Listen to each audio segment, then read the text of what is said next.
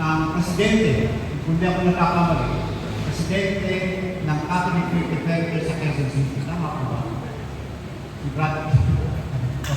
Tsaka, ano po? Quezon City. At i-present ko po sa inyo ang ating speaker for tonight. Walang iba po, isang magiting na nagpapagtanggol ng ating pananampalataya, nakakatanggap ng mga DFS sa kanyang pagtatanggol. Ano po? Pero talagang tuloy-tuloy pa rin siya sapagkat ang katotohanan ay hindi mapipigil. Pansalubungin po natin mas gabang palakpakan ang ating speaker, si Atty. Marvin Mars Yaso.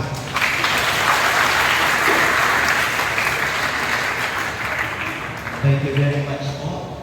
Magandang gabi po sa inyong lahat. Ayan. Palakpakan po natin ang Panginoon. Father Ben, maraming salamat sa suporta at sa inyong parish priest, si Father Arnel, at sa lahat ng mga taga-parokya. Ako po ay devoto ng Mahal na Birhen ng Bundok ng Carmelo. Ako po ay novice sa Secular Order of the Scouts Carmelites. Kaya I feel at home in this parish. Noong nakaraang linggo po, ang ating pinag-usapan dito ay tungkol sa kung anong ibig sabihin ng apologetics. No? Defending the faith. Pagtatanggol sa pananampalataya. Kasi po ang Kristiyano, pag pinag-aralan ng teolohiya, tatlo po ang pangunahing gampanin. Una sa lahat, to proclaim the faith. Iproklama, ipahayag. Nagawa na yan ng mga apostol. Nagawa na yan ng mga misyonaryo. Ngayon, nandun na tayo sa new evangelization. Amen? At ang pananampalataya na ipahayag na iproklama na, kailangan pinapaalinaw-naw. It has to be echoed. So that every generation of Christians will have the chance to learn the doctrines of the church. To learn the gospel. Ang tawag po doon, catechism. Amen? So yung mga katikisan na natin ito, napakalaki po na yung gampanan sa simbahan because you have to echo the gospel. Pero pag ang ebanghelyo ay tinututulan, no? Inaatake, inaaglahe, meron pong pangatlo. And that is apologetics, to defend the faith. So yun po ang ginagawa natin sa lingguhang pag-aaral na ito. Ngayong gabi po, ang ating topic ay tungkol sa kung ano ba talaga ang tunay na simbahan na tatag ng ating Panginoong Jesucristo. Kasi marami pong nag-aangkin na sila ang totoo. Kami ang tunay na iglesia, sabi ng ministro, no? Ganyan mo yun. Wala naman po kasi mga aral sasabihin, kami ay peke iglesia. Makakapangloko ba yun? Di ba? Siyempre walang aaway ng peke sila. Amen? So, kailangan po pag-aralan natin. Wala pong paksang gusto kong bigyang linaw ay ito. Ilang linggo pa lang po nakakaraan nag-celebrate yung Jesus is Lord na kanilang 45th anniversary. No? Gusto ko sanang batiin si Brother Eddie Villanueva na happy anniversary.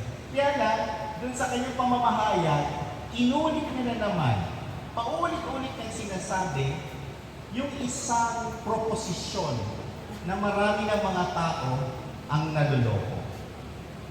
Paumanino, riyan pa po ako magsalita. Ayaw ko ho kasi ng paligoy-ligoy. Ano ho yung laging inilalako na ma-born again?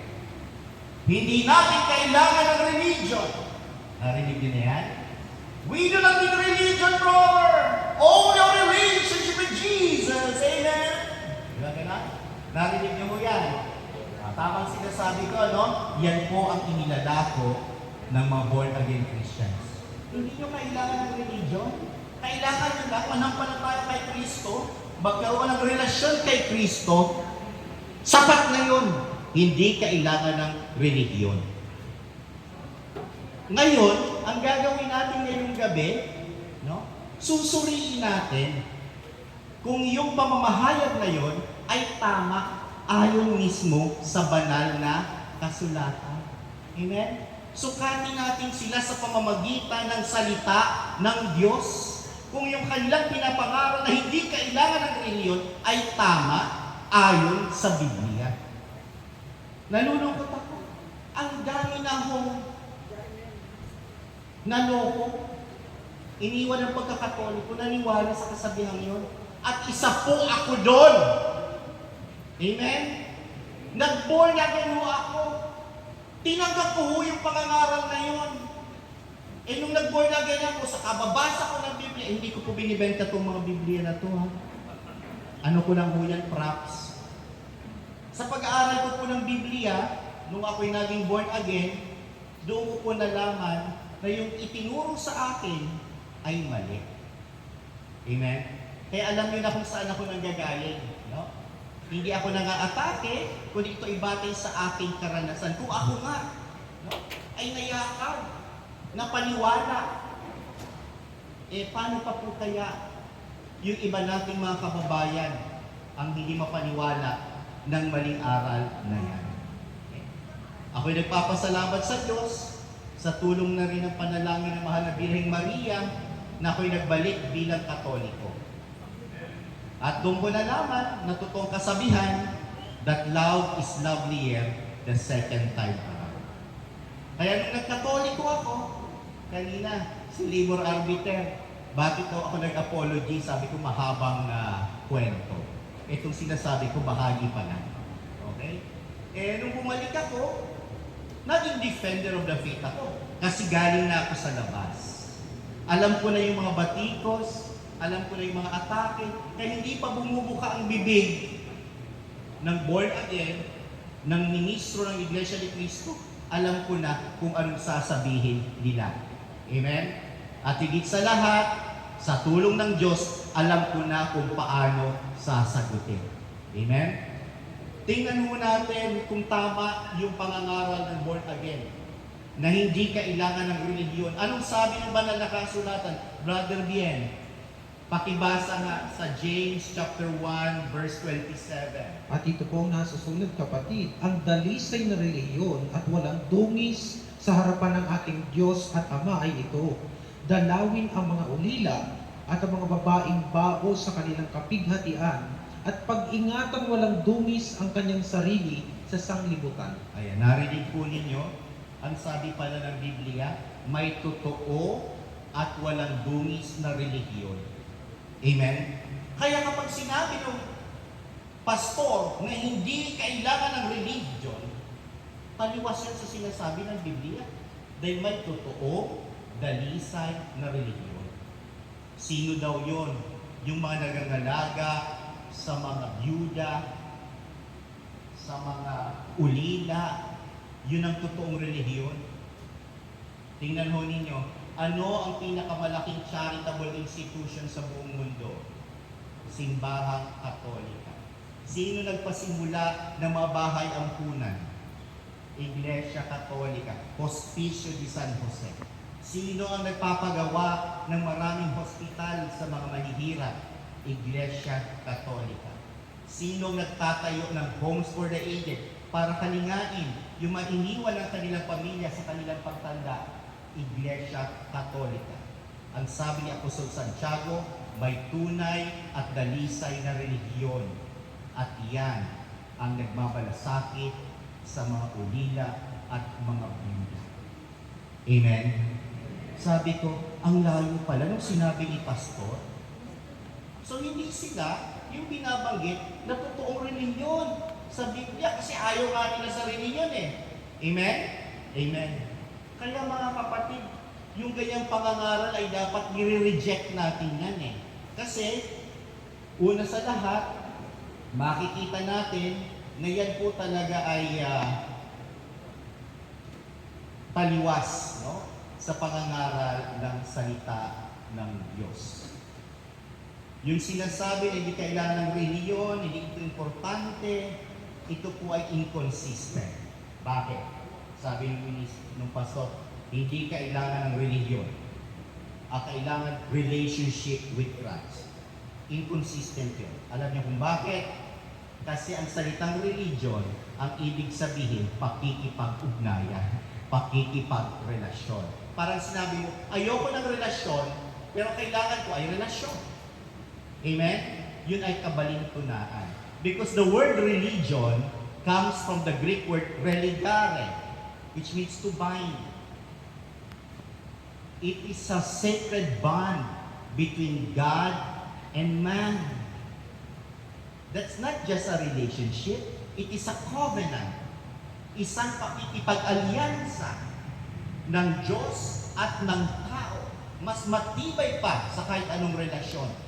Amen? Dahil yun po ang ibig sabihin ng religion, religare, to bind. So there is a bond between God and man. So to say that you do not want religion, but want a relationship is inconsistent. Amen? Illogical. Okay. Pangalawa, kanina nabasa natin, it fails to distinguish between true and false religion. So ang ginagawa po ng mga preacher, they lump all religions together. Definitely it is wrong. Hindi mo pwedeng pagsamahin ang Kristyanismo sa mga Muslim o sa mga Buddhist. Amen? Dahil ang sabi ng Biblia, may totoong relihiyon. Kaya kung may totoo, mayroong hidwa, mayroong peke. Amen? Pero yung pastor, he doesn't distinguish between the two. Which is wrong. Because the Bible already says that there is true religion. Uulitin ko po ang basa. No? Dito sa isang medyo makabagong salin ng Biblia. Sa James chapter 1 verse 27, ito po ang pagkakasabi. Ang religion na totoo at walang kapintasan sa harap ng Diyos Ama ay yung tumutulong sa mga ulila at byuda sa kanilang paghihirap at yung pag-iingat sa sarili para hindi mahawa sa kasamaan ng mundo. Meron palang relihiyon na totoo. Amen? So yun ang ating paksa ngayong gabi. Hahanapin natin kung ano yung relihiyon na yan na sinasabi ng Biblia na totoo. Dahil pag nasumpungan natin yung totoo, automatic, yung iba, hindi na totoo. Amen? Amen. So, mga kapatid, sinasabi rin ng banal na kasulatan ni Apostol Pablo sa kanyang sulat sa kanyang alagad na si Timoteo, ganito po, 3:16 ng unang Timoteo. Hindi natin madidinay na malaki talaga ang mystery ng religion O natin. diba, so siya, hindi natin madidinay na malaki pala ang mystery ng religion natin. So, ibig sabihin, si Apostol Pablo may relihiyon. Amen? Si Timoteo may relihiyon. Yung mga sinaunang Kristiyano may relihiyon. Si pastor wala. Sinong paniniwalaan nyo? Ulitin mo, Brother Biel. At ito pong nasa sulat, at hindi natin madidinay O sila deny ng deny. na malaki talaga ang mystery ng religion natin. Tuloy ang basa. Nagpakita siya bilang tao, pinatunayan ng Espiritu na matuwid siya, at nakita siya ng mga angels. Pinreach sa mga bansa, naniwala sa kanya ang buong mundo, at inaakyat siya sa langit. Nakita nyo, yung relihiyon na yan ay may creed, may pananampalataya, may ipinapangaral. So may creedal statement. Yung religion ni Apostol Pablo ganon. Yung religion ko ganon din. Linggo-linggo, binabanggit, I believe in God the Father Almighty, Creator of heaven and earth. My creed, ang religion ko, ganon din sa religion ni Apostol Pablo. Yung religion ni Pastor wala. So hindi siya kabilang dyan sa mystery of our religion. Amen? Tingnan nyo mga kapatid, kung ano yung religion na yan. Ayon sa Biblia, pag tinaas mo ang basa sa versikulo 15, ang relihiyon na yan ay isang simbahan. Brother Bien, verse 15. para if ever madelay ako, alam niyo na kung ano ang dapat maging ugali ng mga taong nasa pamilya ng Diyos. Ang pamilyang ito, ang church ng buhay na Diyos, Ayun. ay sinusuportahan yan ng mga totoong teachings. Ayun. Kagaya ng pagsuporta ng pundasyon at poste sa isang bahay. Ganda ng verse. Yung religion, sabi sa verse 16, ay isang church. Sabi sa verse 15. Di ba? Anong religion mo? Katoliko ako. Anong church mo? Catholic. Di ba? Yung religion na yan ay church. Okay? At sinabi, yan ay pamilya. Ibig sabihin, may relasyon. Amen? Kaya tama. Ang pakikipagrelasyon ay hindi lamang sa Diyos, kundi sa kapwa. Because the church is the family of God. Amen? Hindi pwedeng sarili ka lang na nakikipagrelasyon sa Diyos. Hindi lamang you and I. Kundi we as a family. Yan ang tunay na relihiyon ayon sa Biblia. Amen? May emphasis on the communal dimension. Hindi lamang vertical, kundi horizontal. Amen? At ang batayan ng relasyon na yan ay pag-ibig. Dahil dapat natin ibigin ang Diyos at ibigin ang kapwa. Amen? So yan ang tunay na relihiyon, isang simbahan at nagtuturo ng mga totoong teachings. Amen? Napakalinaw. Uwian na. Tapos na. Alright. Pero warm up pa lang ho yan mga kapatid. Gusto ko lang kasi mag-comment kasi maraming naliligaw dyan. Ngayon, sabihin pa natin, ano? Third point tungkol din sa religion bago ko iwanan. Sabi ng mga pastor ng born again, tila ba inihihiwalay nila si Kristo sa simbahan? Okay? They try to pit or separate Jesus from the church. Ang Panginoon ang aking tagapagligtas. Hindi ako maliligtas ng church denomination. Sabi ng pastor, di ba? Lalo ng pastora na trending, sa TikTok. Okay. Siniseparate nila. But brothers and sisters, you can never separate the church from Christ. Because Christ is the head and the church is the body. Okay? True, Jesus is our Savior. Si Kristo ating tagapagligtas. Pero ang tanong, saan nagliligtas si Kristo? Jesus saves in His church. Amen? Jesus saves through His church. Amen? And those that He saves, He adds to His church. Amen? Kaya hindi pwedeng paghiwalayin. Tingnan nyo mga kapatid, ayon sa gawa, kapatid na Bien, sa gawa, sa ang Biblia. 5:13 hanggang 14. Gusto ko lang mapunan ninyo ito. May mga nagsisitahan na sa Jerusalem ng mga Hudyo, mga lalaking relihiyoso na buhat ba sa bawat bansa sa ilalim ng langit. At ang marinig ng buong ugong na ito ay nagtipon ang karamihan at maang sapagkat sa kanila'y narinig ang bawat isa na sinasalita ang kanyang mga sariling wika. At silang lahat ay nagtaka at naghilalas at nagsasabi, narito, hindi baga mga Galileyong lahat ang mga nagsipagsalitang ito? At bakit niya naririnig? 5:13 hanggang 14 kapatid ng gawa. 5:13 and 14. Datapwat, sino man sa mga iba ay hindi nangangahas na makisama sa kanila, bagaman sila'y pinapupurihan ng bayan. At ang pagsisasampalataya ay lalo pang nangagparagdag sa Panginoon ang mga karamihang lalaki at babae. ang sabi dito, ang nagsisampalataya ay nadadagdag sa Panginoon. Tama ho yung pag nanampalataya ka, naidadagdag ka sa Panginoon. Pero anong ibig sabihin nito? 2:47 ng gawa. 2:47 ng gawa, at ito pong nasusulat kapatid, nang mga pupuri sa Diyos ay napagtatamo ng mga paglilingap sa buong bayan at idinaragdag sa kanila ng Panginoon araw-araw yaong mga nangaliligtas. Okay. Lahat pala na nananampalataya sa Panginoon na idadagdag kay Kristo, pero ayon sa Biblia, yun ay naidadagdag sa kanyang simbahan. Amen? Kaya kapag ka kay Kristo ka, nasa simbahan ka. Yung aral ng born again, kay Kristo ka lang. Mali mo, di ba?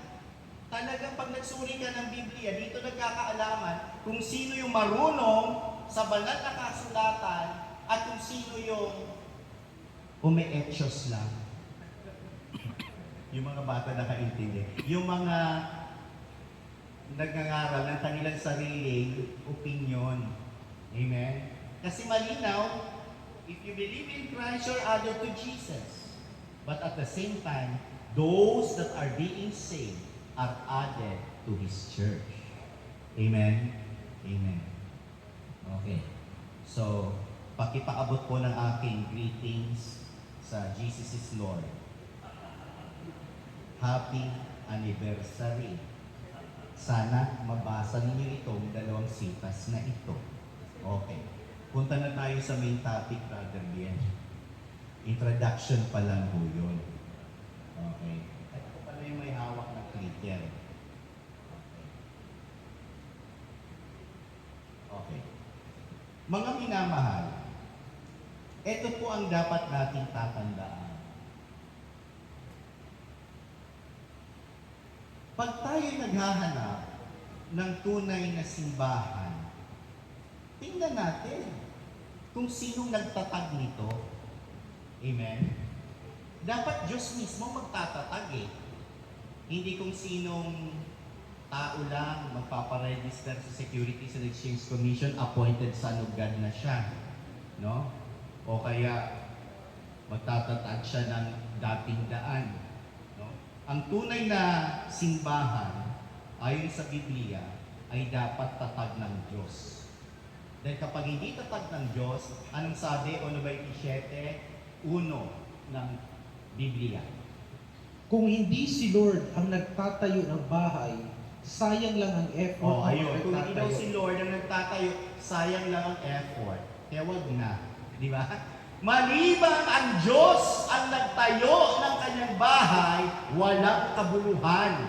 Amen? So dapat ang hahanapin natin, si Lord mismo ang nagtayo. Hindi si Manalo, hindi si Ellen Goldwhite, hindi si Kibuloy, hindi si Joseph Smith, at kung sino-sino pa mang founder na tao. Dapat si Lord mismo. Pag sinabi sa Old Testament na bahay, ang kahulugan niyan sa New Testament, yan ay ang simbahan. No? Ayon sa 1 Timothy 3:15 na nabasa na natin kanina. Okay? So it is the Lord Himself personally who must establish His church. Otherwise, walang kabuluhan. It is in vain. Ngayon, pag-aaralan natin the facticity and historicity of the church. Anong ibig kong sabihin dyan? Totoo naman ho na may simbahan, di ba? It is a fact. The Roman Catholic Church exists. Okay? For more than 2,000 years, buhay ang simbahan. It is a historical fact. Okay? We cannot deny that. Kaya nga nandito tayo ngayon. Paano natin ma-deny that we are church? Okay. Therefore, if the church exists, someone must have founded this church. Tama? The reason we believe that God exists because of Jesus Christ. Jesus Christ is a historical person. Totoong umiral siya. Amen? Anong patunay? Dahil yung simbang tinatag niya hanggang ngayon buhay. Amen? We are witnesses. Tayong tunay na saksi na totoo si Kristo. Dahil yung kanyang tinatag na simbahan hanggang ngayon nananatili. Amen? So the church is a fact of history. And no one can contest that. Ang duty lang natin ngayong gabi, aralin kung alin ba itong church na to ang totoo. Dito po sa libro na to, na paboritong gamitin ng mga kaibayon natin sa diliman, no? Sa Iglesia ni Cristo. Ang Iglesia ni Cristo po, napakahilig gumamit ng mga referensyang Katoliko na kahirap hanapin. Kasi binabasa nila ito sa kanilang palatuntunan, sa kanilang pamamahayag, yung mga nakikinig, yung mga miyembro, wala namang kopya, at kahit saan bookstore ka magpunta, hindi mo na mahanap. Pasalamat may Amazon na. Kahit nagkakadagastos-gastos ako ng dolyar, ma-order lang, binibili ko talaga. No? Kasi maraming mga naluloko, maraming nagugoyo. Isa na tong Religion, Doctrine and Practice by Francis B. Cassini, S.J., Society of Jesus. Sasabihin nila, Katolikong pare! May patotoo kung anong English! Ayan, babasahin nila to. Ito po yung sinasabi sa page na paborito nila. Okay. Okay, babasahin ko po. Marami pong naloko na dito eh. Sabi po sa page 329. Sabi ng ministro, what is the proof, brother, that the true church is the Church of Christ, according to the experts of the Catholic Church? Di ba? Gagamitin pang testigo yung mga pare. Babasahin nila ito. Did Jesus Christ establish a church? Tatagalogin. Si Kristo ba'y nagtatak ng iglesia? Sasagot, yes. From all history, both secular and profane, as well as from the Bible considered as a human document, we learn that Jesus Christ established a church, which from the earliest times has been called after him the Christian Church or the Church of Christ. Para pag may dating, tatagalogin. Ang tawag ko po sa style na yan, tunog system, sound system, para pag narinig ng mga nakikinig sa pamamahay, oo nga no. Di ba very uncritical? Natatawa kayo. Mukhang alam ninyo. Ayan ha. Okay. Tatagalogin. Si Kristo ba'y nagtatag ng iglesia? Opo. Sa lahat ng kasaysayan, sekular man o makamundo, at maging sa Biblia na itinuturing isang dokumentong pangtao, mapag-aalaman natin na si Jesucristo ay nagtatag ng simbahan na mula pa nung una ay tinawag ayon sa Kanya na Iglesia Kristiyana o ang Iglesia ni Kristo. Malinaw, sabi ng pare, ang tatag na simbahan, Iglesia ni Kristo. Sabi naman ng mga Katoliko, matay sa pamamahayag, siya nga po, opo. Nakita nyo na? Yung mga panglulokong ginagawa? Oh. Okay lang, iprograma ako nila araw-araw. I-chop-chop nila yung aking mga video. Okay? Eh, yung marami tuloy nanonood, marami tuloy na convert. Dahil hindi mo pwede ikaila ang katotohanan, hindi pwede itago magpakailanman. Amen? Sabi ko, kahit takutin mo ako, sabi nga kanina may death threat daw, no? Sabi ko, okay lang. Pag ako napatay, at least magkakaroon ng santo. Saint Marwell, Virgin and Martin. Parang hindi kayo naniwala dun sa Virgin. Okay. Pag sumama kayo, and companions. Okay. Ngayon, ang hindi nila sasabihin sa inyo, ano yung tinutukoy na Iglesia ni Cristo or Church of Christ si Father Cassidy? Di ba? Ganun po yung pandaraya dyan eh.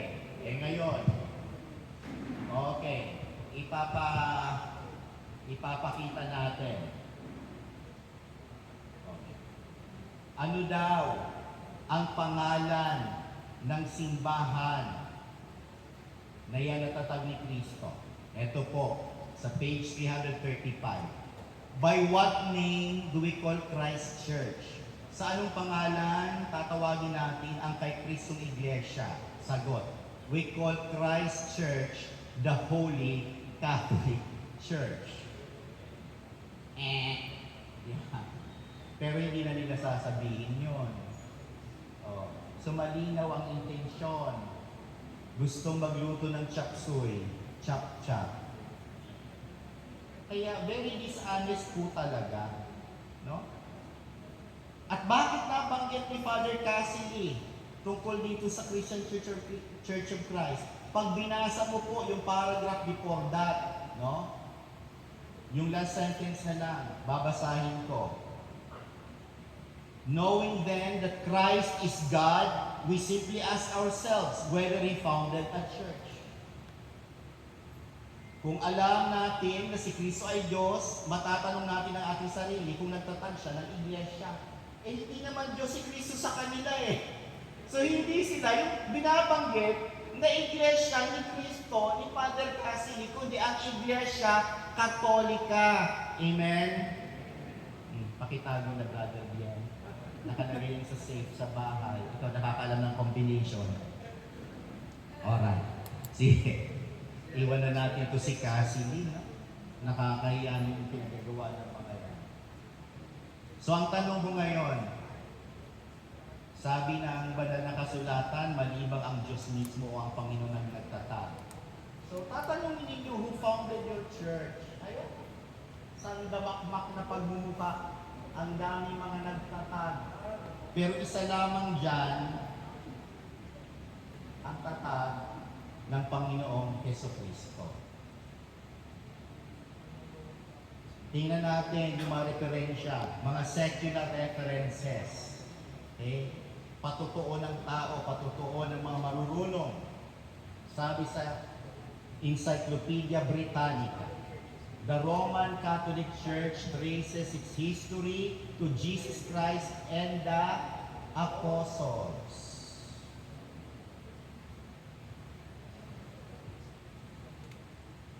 Ano pang sabi?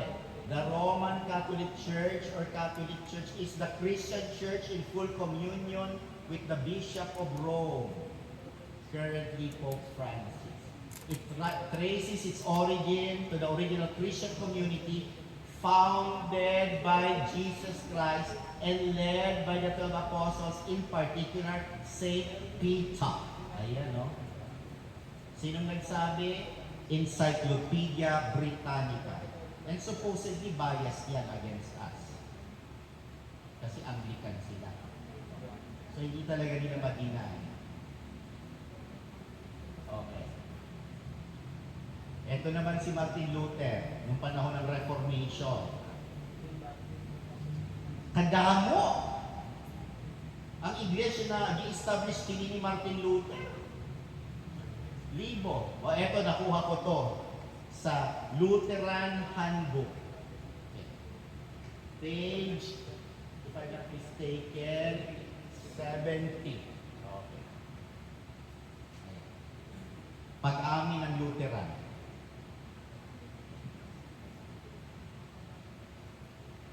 Dito po, nung Pentecost, which is the birthday of the church, 33 AD, that the Holy Catholic Church was born. Sabi ng Lutheran. Kaya lang, nung 1054, nag-split yung isang simbahan na yan, nagkaroon ng Orthodox. May mga kapatid tayong Orthodox, mga Eastern churches, Orthodox churches. Ngayon, sila na yung mga modern Eastern Orthodox churches. Tapos, from Holy Catholic Church, nung nag-split, tayo yung naging Roman Catholic Church. Hanggang sa kasalukuyang panahon, naririyan, tayo na yung mga modern Roman Catholic Church. Amen? Nakita ninyo, patotoo ng Luterano, unbroken line of succession. Saan naman ang galing yung mga Protestante? Kay Luther. Kay Martin Luther. Ayan na, Anabaptist, Reformed, Church of England, hanggang nagkasanga-sanga na. Sabi ko, kaganda-ganda, Christmas tree in reverse. Oh. Malinaw. Amen? Hindi galing sa Katolikong publication yan, ha? Lutheran Handbook, page 70. Uulitin ko. Tunay na iglesia, Pentecost, 33 AD, Roman Catholic Church, hanggang ngayon, nandiyan pa, Modern Catholic Church. Tapos, yung Reformation, nagkahati-hati. Okay. Anong ibig sabihin yan, mga kapatid? Pakibasa, kapatid na Bien. May hinula ang banal na kasulatan tungkol sa pagdating ng Antikristo at ng mga Antikristo. At ito po, sabi sa kasulatan, kapatid, mumunting mga anak, ito ang huling oras at gaya ng inyong narinig na darating ang Antikristo. Darating ang Antikristo. Tuloy. Kahit ngayon ay lumitaw ang marami ng Antikristo, kaya nga malalaman natin na ito na ang huling oras. Ayun. Sila'y Sino nag- mga yan? Ito na yung sila'y basa nag sila'y sa nag 19. at ito po sabi kapatid, sila'y nangagsilabas sa atin. Sila'y nangagsilabas sa atin. Hindi pala nasa loob ng simbahan yung Antikristo at mga Antikristo, kundi nagsilabas sa atin. Balikan natin yung slide. Di ho ba totoo? Sa atin ang galing nagsipaglabasan. Ulitin mo, verse 19, brother. At sila'y nangagsilabas sa atin. Hmm? Ngunit sila'y hindi nga sa atin, sapagkat kung sila'y sa atin, ay magsisipanatili sana sila sa atin. Ngunit, nangagsilabas sila upang sila'y mahayag na silang lahat ay hindi talaga para sa atin. Ayun. Amen. Palapakan natin ang Panginoon. Lumabas galing sa loob. Kaya kahit i-trace ninyo ang history ng mga yan, babalik at babalik sa Roman Catholic Church na pinagmulan nila dahil nagkatotoo ang sinabi ng banal na kasulatan galing sa loob, lumabas upang siya ay mahayag na hindi natin kaisa. Yan ang sabi ng Biblia. Hindi po ako may sabi nun. Biblia po ang may sabi. Okay. Kilala niyo po ba ito? Madalas batikusin ito ng Iglesia ni Cristo? Si Saint Ignatius of Antioch. He was the third bishop of Antioch. The first bishop being the Apostle Peter. The second was Saint Evodius. And the third, itong mamang to, na namatay 110 AD. Ipinalapa sa Leon. Okay? Dahil nanindigan sa totoong pananampalataya, nanindigan sa pagka-Diyos ni Kristo. At ang unang Kristiyano na ginamit ang pangalang Katoliko sa panlat, Saint Ignatius of Antioch. Kaya muhi-muhi ang Iglesia ni Cristo dyan. Okay? Dahil defender of orthodoxy, defender of the divinity of Christ. Dahil sa pag-ibig niya sa Panginoong Jesus, ipinalapa siya ng leon. Martir. Bishop and martyr. Ang sabi sa Modern Catholic Encyclopedia, the Greek adjective Catholicos, meaning general, total, or universal, that's the synonym of Catholic, universal, was first applied to the church in the sense of the whole or universal church by Ignatius of Antioch. In his letters to the Smyrnians, traditionally dated around the year 110 AD. Sa kanyang sulat sa mga taga Smyrna, by the way, ang Smyrna is one of the 7 churches mentioned in the book of Revelation. Ganun katanda ng church sa Smyrna na sinulatan ni Ignatius from Antioch. Ito po ang kanyang sabi. Wherever the bishop is, there his people should be, just as where Jesus Christ is, there is the Catholic Church. Kung nasaan ang obispo, marapat ang mga tao ay nandoon din. Sapagkat kung nasaan si Jesucristo, naroroon ang Iglesia Katolika. Amen? 110 AD. Remember that the Apostle John lived around that time. More or less, he died around 100 AD at the close of the Apostolic Age. Nagpang-abot pa sila Si Felix Manalo, 1914. Gusto ko nga kantahan sana no? Johnny come lately, a new kid in town. Okay? Pansinin ninyo na yung pagkagamit niya ng Catholic Church, hindi niya man lang pinaliwanag. Ibig sabihin, matter of factly.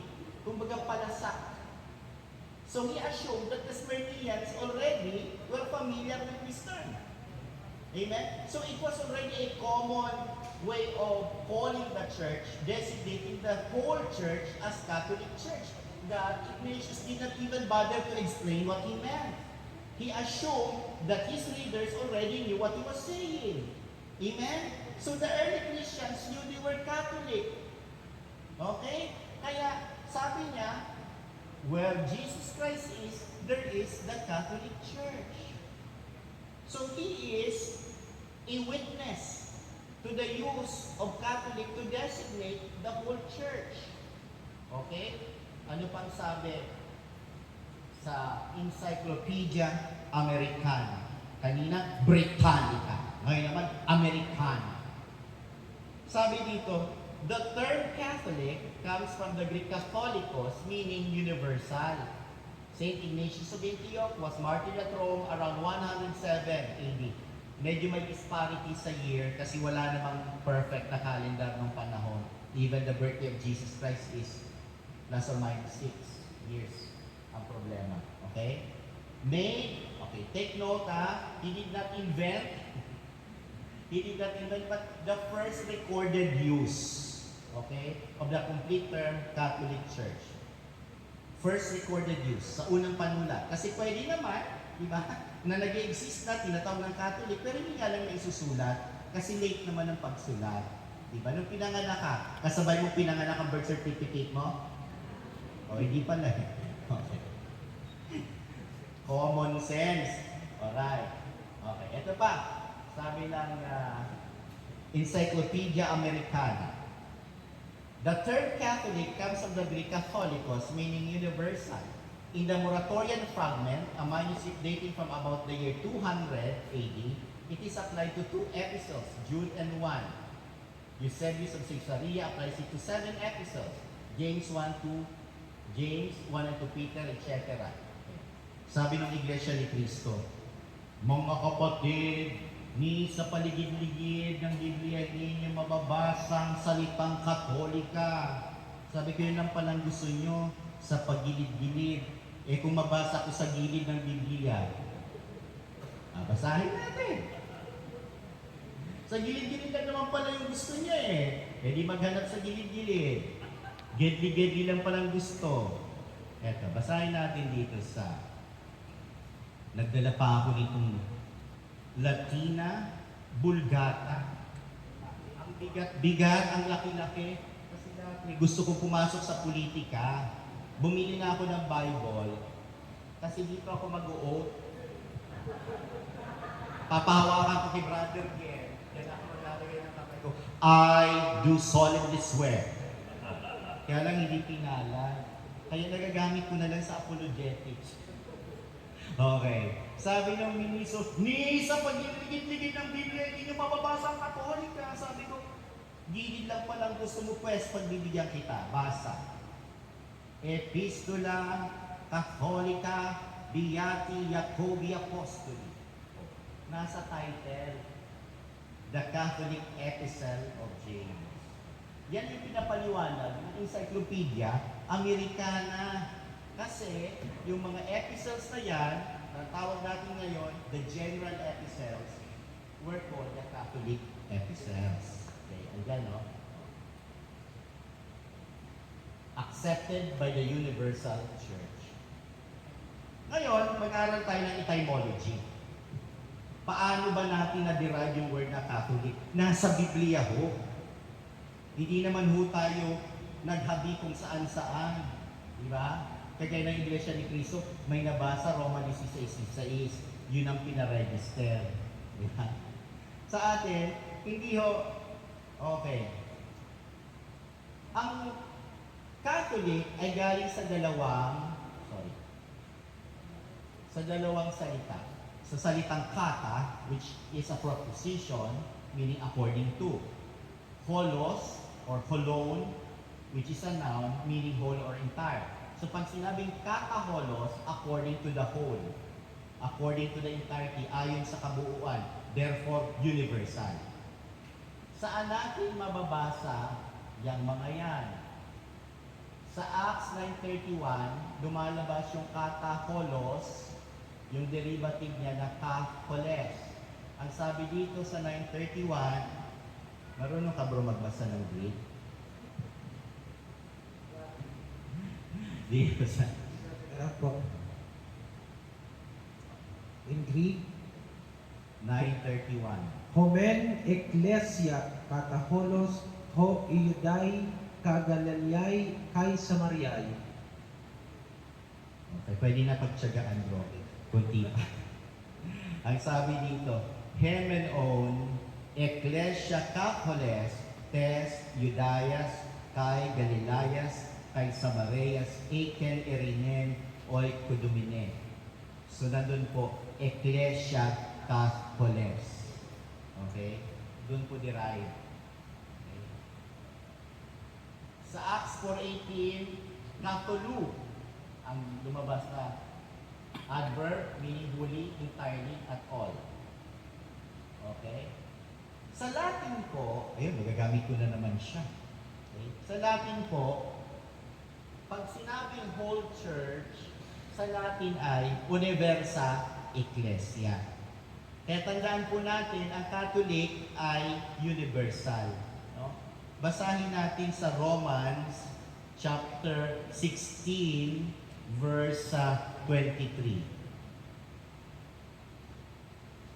Okay? Ito po ang sabi. Salutat vos Caius, hospes meus, et universa ecclesia. Salutat vos Erastus, Arcarius Civitatis, et Quartus frater. Okay, nandun po yung universa ecclesia. Pwede pa pong dagdagan yan, kaya lang kalabisan na. Okay. Makikita niyo naman sa online naman yung Latin Vulgate. Alright? Ay, naku, Diyos ko po. Happy Halloween. Alam niyo yung name game? Hindi niyo na naabutan yung name game. Sinayaw yun ni Maricel Soriano sa isang pelikula. Name game. Ang kumanta niyan si Laura Branica. Yan po ang paborito ng Iglesia ni Cristo, name game. Tony, Tony, Bobone, Bonana, Fana, Fofone, Fifay, Momone, Tony. Bakit name game? Kasi ang Iglesia ni Cristo po, mahilig sa pangalan. Pag hindi nabasa sa talata ng Biblia, hindi yan kay Kristo. Anong sabi sa Roma 16:16? Binabati kayo ng mga Iglesia ni Kristo. Kaya sila daw yung totoong iglesia kasi nabasa sa Biblia. Yun ang kanilang laro. Ganon din si Soriano. Okay? So, ngayon, i-reveal natin ang totoo. Okay. Hinga na malalim. Ayan. So, yan po yung mga ginagamit nilang talata. Roma 16:16, Gawa 20:28, ng Lamsa Translation. Ito ho yan. Napabili ho ako nang wala sa oras. Okay. 1 Corinthians chapter 12, verse 12 ng Weymouth New Testament ni Richard Francis Weymouth. Ito po yun. Okay. Hindi po ito nagamit ni Felix Manalo. Ginagamit lang ng mga bagong ministro. Kahit si Lamsa hindi nagamit ni Manalo. Hanggang doon lang siya sa Roma 16:16. So nakita niyo, hindi naman ginamit ng sugo, ngayon ginagamit ng mga ministro. Okay. Yan po yung laro nila. Kanina, nabasa ko na yung Catholica, yeah? Sa Biblia Sacra. Sabi ko, kung lalaruin namin yung laro ninyo, pwede naman eh. Pwede naman. Kung gusto nyo ng laro, makikipaglaro kami, pero hindi yan ang style namin. Kasi style nyo bulok. Di ba? Eh, kung mabasa ko, Iglesia Catholica, nasa Biblia. O, tapos na, di ba? Ito po sa Paraphrase on the New Testament ni Richard Baxter, okay? May mababasa ka din eh. Kung lalaroin natin sila doon sa kanilang laro na gusto, yung pag nabasa sa Biblia, kahit anong salin nyo na yon, ito po, babasahin ko para marinig ninyo. Chapter 10, verse 16. Ng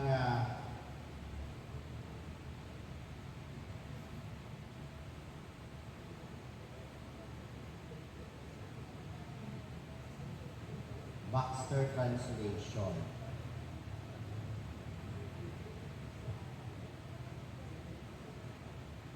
Okay. And besides the Jews, I have chosen people among the Gentiles.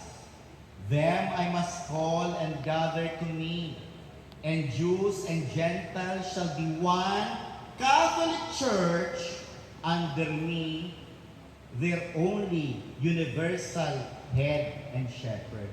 O nabasa? Hindi nga Katoliko nag-translate nito Protestante. O.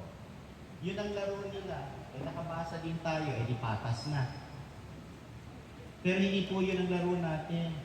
Kasi that is fundamentalism. Doon tayo sa totoong Biblia talaga. Ano ba talaga, kuya?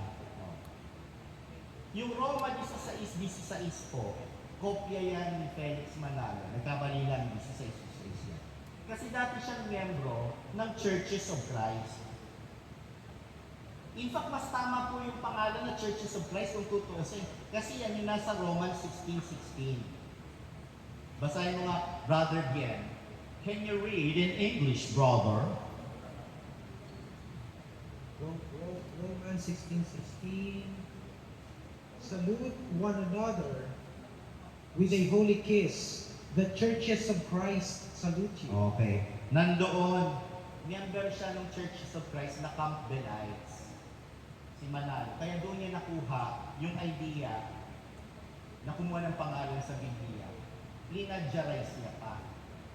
Kaya lang, ginamit niya yung Tagalog, basa. Mga batian kayo ng banal na halik, binabati kayong lahat ng mga iglesia ni Kristo. Kasi sa Tagalog, ang plural may mga. Sa English, churches. Yung makapanglilin lang ng kapwa. Kasi gusto nilang iparinig yung iglesia ni Kristo. Ng mga iglesia ni Kristo. Pero kuha niya yan sa mga Campbellites. Ito po yung sulat ni Leslie Wolf na tiwalag si Felix Manalo. Bakit? May asawa na siya. Si Tomaso Sereneo, iniwan niya. Nag-asawa ng bago. Yung nanay ni Iranyo. Si Honorata de Guzman. Kaya sabi ng mga Campbellites, ay hindi pwede, napaka-immoral. So tiniwala. Alam niyo ba yon? Yan po ang kasaysayan niya. Ito po yung referensya. Okay? Doon niya po nakuha yun.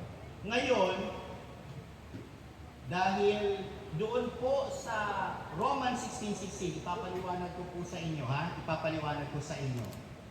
Wala pong Iglesia ni Cristo doon, or Church of Christ. Plural ho. Plural, churches. Kahit po sa Greek, ang nakasulat ko, ecclesiae, plural. Okay? So, ibig sabihin, yung ipinapangaral nila, na pangalan ng kanilang iglesia na nasa Roma 16:16 ay malaking kasinungalingan. Dahil wala pong ni isang manuskrito ng Biblia sa Griego ang nagsasabing singular yan. Plural ho. Remember that the New Testament is written originally in Greek. That's why the Greek language is controlling. Amen? Kaya wala pong scholar ang kakampi sa ganung pangangaral. Di ba? Sabi ko nga, ito iglesia ni Cristo, si Manalo, para ba lang naglakad-lakad din sa tabi-tabi, nakapulot ng panty, sinuot ka siya kanya na? Kasi, magbabasa ka lang, ay, ito iglesia ni Cristo, pwede na to. Pero wala po siya sa Greek. It is a common collective noun. It is not a proper noun. Okay? Malinaw na, ha? Sige po. Kaya wala po, hindi po pwede pala yung Roman 16:6 ang Iglesia ni Cristo nagigipit kay lamsa kumakapit. Nakahanap yung mga ministro ng translation ni lamsa. Mamaya papaliwanag ko yan sa inyo. Maaga pa naman, isang oras pa ako. Okay. Sabi, eto na, bingo! Take heed therefore to yourselves and to all the flock which the Holy Spirit appointed you overseers, to feed the church of Christ, which he purchased with his blood. Oh, itatagalog nila yan. Ang kawan na kung saan ang Espiritu Santo ay tinalaga kayo bilang tagapangasiwa, napakanin ninyo ang Iglesia ni Cristo na tinubos ng kanyang dugo. Kapag hindi ka Iglesia ni Cristo, hindi ka tinubos ng dugo ni Cristo, hindi ka maliligtas. Narinig niyo yun? Di ba ganun ang sabi? Amen? Narinig niyo. Kaya buti na lang umaten kayo, walang ni isa sa inyo ang masisilo. Pustahan tayo. Kung magpaloko kayo, ewan ko na lang. Okay? Ngayon, Lamsa translation. Si Lamsa ay isang Assyrian. So, marunong siya mag-Syriac, marunong siya mag-Aramaic. Kasi ngayon, sa Syria and in some parts of Iraq, meron pang nagsasalita ng lingwahe ni Cristo. Kaya si Mel Gibson, nung ginawa niya yung Passion of the Christ, pinag-aralan niya yung lingwahe para yung language dun sa movie, tunay na lingwahe ni Cristo. Okay? Pag nanood kayo ng The Passion of the Christ, Aramaic yung language. Okay? Okay. Ngayon, tandaan niyo mga kapatid na ang Lamsa translation ay hindi galing sa Greek. Galing yan sa Peshitta. Kaya mali yun. Bakit? Dahil ang original New Testament ay Greek. Wala pong mga manuskrito na existing, okay, na nagsasabi na Acts 20:28, Church of Christ ang ginamit. Dalawa lamang po ang extant manuscript. Ibig sabihin yung mga kopya ng sinaunang mga codex. Merong Codex Vaticanus, Codex Sinaiticus, marami yan. No? Yun na lang yung na-preserve. Yung mga scholar, tinitingnan yung mga original copies na yan, pinagko-compare para malaman kung alin ba talaga ang mas tugma na wording na malamang na ginamit ng inspired writer. Kasi wala na po tayo ng autograph nung actual. Sayang nga, hindi mo lang ako nakapagpa-xerox. Sana pinapirmahan ko, certified true copy. Wala na po eh. Ngayon, wala pong manuscript in Greek existing now in the whole world na nagsasabi na sa Acts 20:28 may Church of Christ. Dalawa lamang po ay existing. Number 1, Ecclesian Con Curion, Church of the Lord. Ecclesia Con Theon, Church of God. Ayaw nila ng Church of God. Bakit? Kasi kung nakasulat yan, Church of God, which he purchased with his own blood, lalabas na si Kristo Diyos. Ayaw nila. Kasi hindi Diyos si Kristo sa kanila. Ay, ayaw ko nito. Hanap. Nakita, Church of the Lord. Ay, hindi katunog ng pangalan natin. Kaya sa kanila, si Lamsa ay ginto. Kasi ang Iglesia ni Kristo nagigipit kay Lamsa, kumakapit. Na hindi naman saling sa original Greek. Anong patunay? Tingnan niyo pagkasali ni Lamsa. Church of Christ. Kung marunong ka ng Aramaic, hindi mo siya ita-translate literally na Church of Christ. Kasi sa Aramaic, hindi church, assembly. Hindi rin Christ, kasi ang Christ ay Greek, Christos. Ang Aramaic, ang Hebrew, Mashiach, Messiah. Dapat to feed the church of the Messiah. Kung talagang translation, literally from Aramaic. Si Lamsa po, mali. Amen? Buti abogado ako, marami akong exhibit. Brother D, medyo pagod na ako. Ito na lang. Aramaic, English, New Testament. Acts 20:28. Mas accurate ito based on the Aramaic.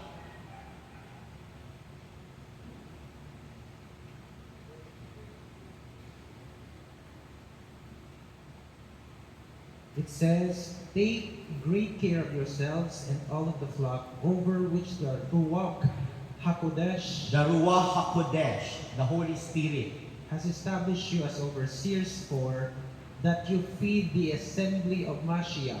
To feed the assembly of the Mashiach. O yan yung literal. Silang sa palso. Amen. O. Kaya ang napulot ng Iglesia ni Cristo, basura. Palakpakan natin ang Panginoon. Wala nang malilim lang sa inyo, wala nang malalansi. Okay. Doon naman tayo sa isa. Sige nga, Brother Gen, gusto ko pa, sayang naman to. O, ito pang isa. Aramaic Peshitta, New Testament Translation. Busugin natin sila ng Aramaic Translation. O, ano naman ang sabi dyan?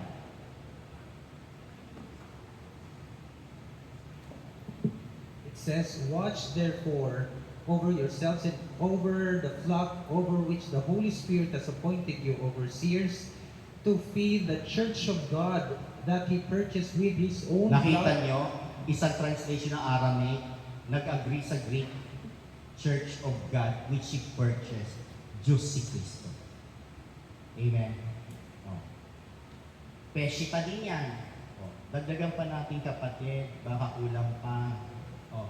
The original Aramaic New Testament in plain English. Ano naman ang sabi dyan?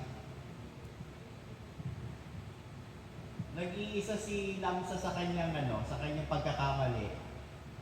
Pinakinabangan lang ng INC.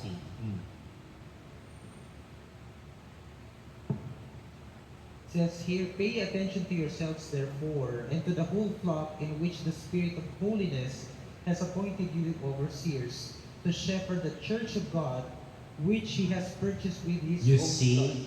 both the Greek and the Peshita agree, Church of God. Baka naman sa Syriac, kasi magkalapit. Sige, isiriyak mo.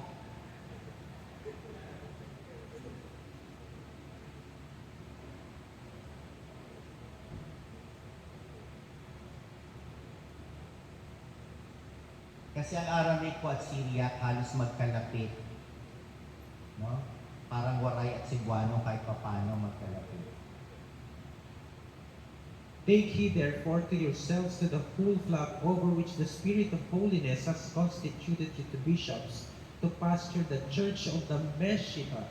The Church of the Messiah. Church of the Messiah. So, okay na po yun. Baka naghahanap pa kayo ng iba pang Aramaic. Wala na po. Yan na po. Nadala ko na lahat. Okay. Doon naman tayo sa isa, ha? Ito, ginagamit ng mga makabagong ministro. Sa 12:12 ng unang Korinto.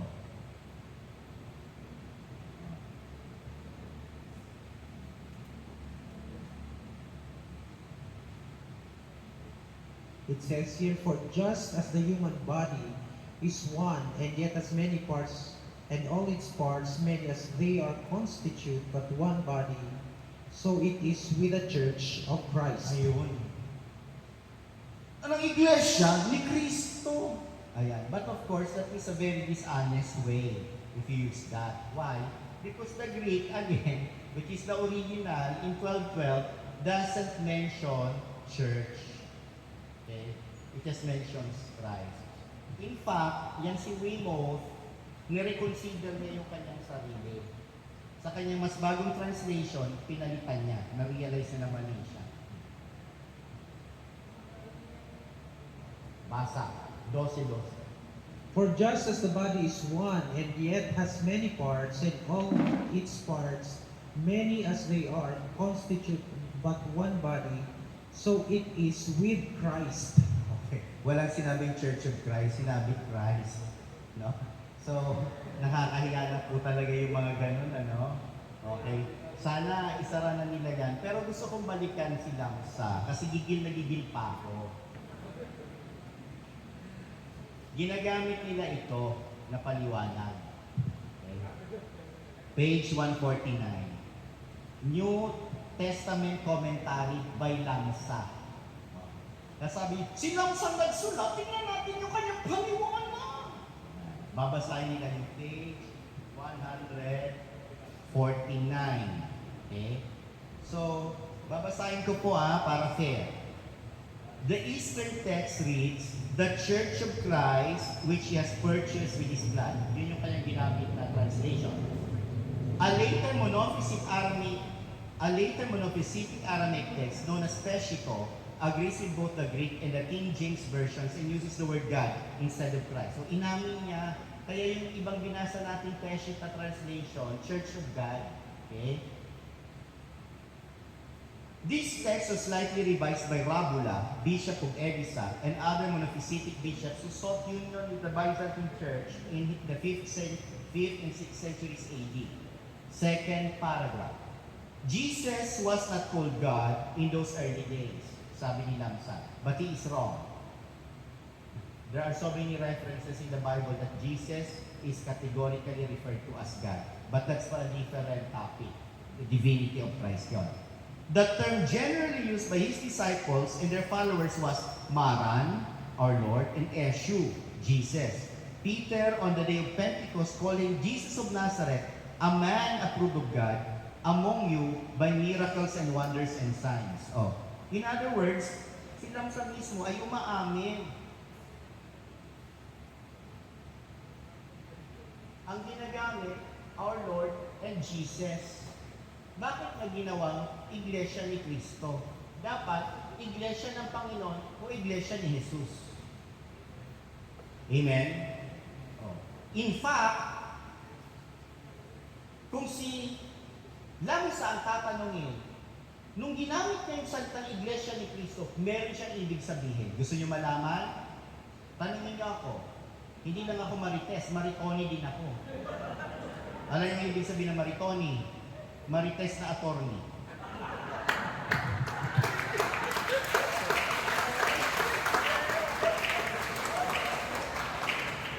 Kasi si Lamsa po ay heretical.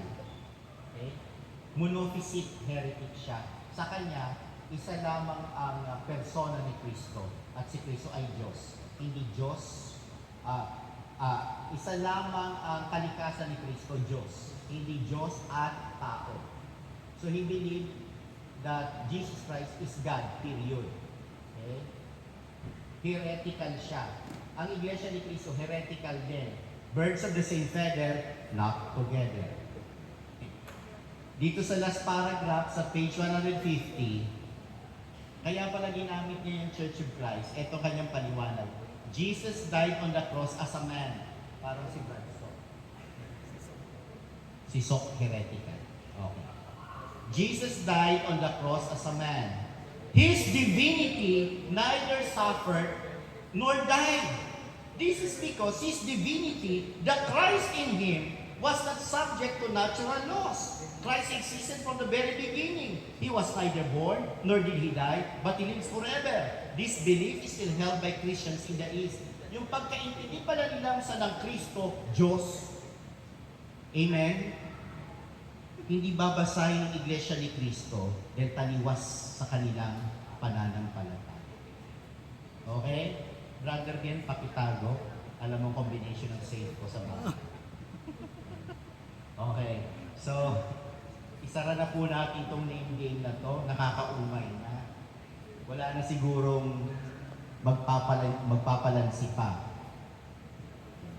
Pero tayo mga Katoliko, name game is not our game.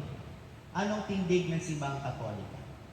Sabi dito sa College Apologetics, nowhere in the Gospels is it recorded that Christ gave His church a technical or proper name. Totoo naman. Hindi niya pinaregister sa Roman Empire. Hindi niya pinaregister sa Sanhedrin. Okay?